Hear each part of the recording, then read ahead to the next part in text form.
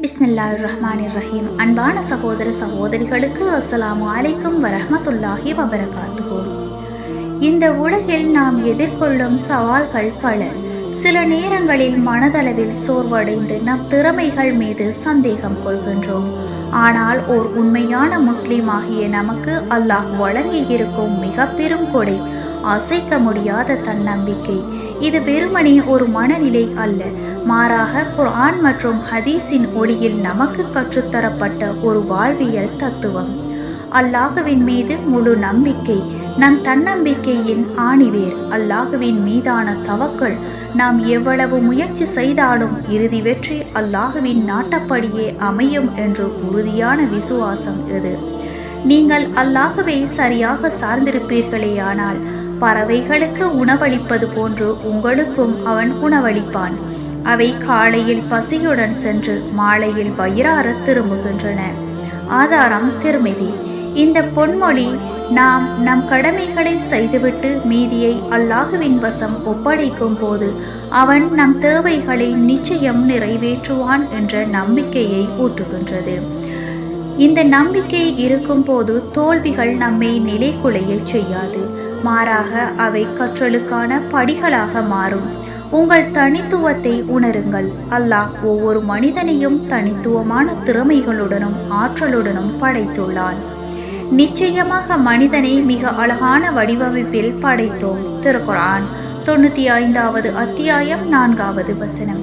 இந்த வசனம் நம் அனைவரும் அல்லாஹுவின் படைப்பில் தனிச்சிறப்பு மிக்கவர்கள் என்பதை உணர்த்துகின்றது. அடுத்தவர்களுடன் நம்மை ஒப்பிட்டு தாழ்வு மனப்பான்மை கொள்வது இஸ்லாமிய போதனைக்கு முரணானது. உங்கள் பலம் என்ன, உங்கள் பலவீனம் என்ன என்பதை புரிந்து கொள்ளுங்கள். உங்கள் பலத்தை வளர்த்து கொள்ளுங்கள். உங்கள் பலவீனங்களை மேம்படுத்த முயற்சி செய்யுங்கள். நீங்கள் யார் என்பதை அல்லாஹுவே தேர்ந்தெடுத்துள்ளான் என்பதை உணரும் போது உங்கள் தனித்துவம் மீது உங்களுக்கு நம்பிக்கை பிறக்கும். அறிவை தேடுங்கள், செயற்படுத்துங்கள். தன்னம்பிக்கை என்பது வெறும் நம்பிக்கை மட்டுமல்ல, அது செயலுக்கான தூண்டுதலும் கூட. இஸ்லாம் அறிவை தேடுவதை வலியுறுத்துகிறது. அறிவை தேடுவது ஒவ்வொரு முஸ்லிமின் மீதும் கடமையாகும். ஆதாரம் இப்னு மாஜா. நீங்கள் எந்த துறையில் இருக்கின்றீர்களோ அதில் உங்கள் அறிவை மேம்படுத்திக் கொள்ளுங்கள். அது உங்கள் திறமையை மெருகேற்றும், புதிய வாய்ப்புகளை திறந்துவிடும். மேலும் வெறுமனே கனவு காண்பது போதாது, செயல்பட வேண்டும். நிச்சயமாக அல்லாஹ் எந்த ஒரு சமுதாயத்தினரின் நிலையையும் அவர்கள் தங்களை மாற்றிக்கொள்ளாதவரை மாற்றுவதில்லை. திருக்குர்ஆன் 13வது அத்தியாயம் 11வது வசனம். உங்கள் இலக்குகளை அடைய விடாமுயற்சியுடன் செயற்படுங்கள். ஒவ்வொரு முயற்சியும் ஒரு படி மேலேறுவதற்கு சமம். தோல்விகளை கண்டு அஞ்சாதீர்கள். வாழ்க்கையில் தோல்விகள் வரலாம், ஆனால் அவை முடிவல்ல. நபிகள் நாயகம் ஸல்லல்லாஹு அலைஹி வஸல்லம் அவர்கள் பல சோதனைகளை எதிர்கொண்டார்கள், ஆனால் ஒருபோதும் நம்பிக்கை இழந்ததில்லை. இப்ராஹிம் அலைஹிஸ்ஸலாம், யூசுப் அலைஹிஸ்ஸலாம் போன்ற நபிமார்களின் வரலாறுகள் நமக்கு பொறுமையையும் விடாமுயற்சியையும் கற்றுத்தருகின்றன. ஒரு தோல்வி என்பது நீங்கள் அடுத்த முறை எப்படி சிறப்பாக செய்ய வேண்டும் என்பதற்கான ஒரு பாடம். தவறு செய்வது மனித இயல்பு. அதிலிருந்து பாடம் கற்றுக்கொண்டு அல்லாஹுவிடம் பாவ மன்னிப்பு தேடி புதிய உத்வேகத்துடன் தொடங்குங்கள்.